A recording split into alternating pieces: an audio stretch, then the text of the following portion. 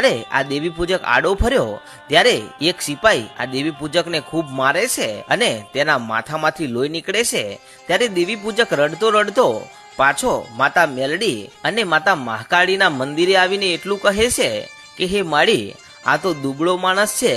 એટલે રાજા મહારાજાઓ સામે તો લડી ના શકે, પણ માળી જો મેં સાચા મનથી તારી ભક્તિ કરી હોય અને હે મારી ગઢપાવાની કાળકા અને મારી મેલડી, જો મેં સાચા દિલથી તારા દીવા ધૂપ કર્યા હોય તો માળી મારે તો કાકા કુટુંબ કે નથી મારી પાસે કોઈ જાહો જલાલી કે રાજાની સામું યુદ્ધ માંડું, પણ માળી મારા તો અસ્ત્ર અને શસ્ત્ર ગણીએ ને તો તમે બે દેવીઓ જ છો, અને જો મારા ઘેટાને કાંઈ થઈ ગયું ને તો માળી હું પણ મારી જીભ કચડી અને અહીંયા જ મોતને ઘાટ ઉતરી જઈશ, કારણ કે મારા પરિવારમાં તો કોઈ નથી, પણ એ ઘેટો નહીં પરંતુ આ મારા પરિવારનું એક સભ્ય હતું, અને માળી જો મારા ઘેટાને કાંઈ થયું ને તો તારી ભક્તિ કરવાની વાત તો દૂર, હું અહીંયા જીભ કચડીને મોતને ઘાટ ઉતરી જઈશ, પછી તું તારે એકલી બેસી રહેજે અહીંયા। અને આમ આટલું કહી અને દેવી પૂજક તો ચિંતામાં ને ચિંતામાં ઘરની બહાર નીકળી ગયો।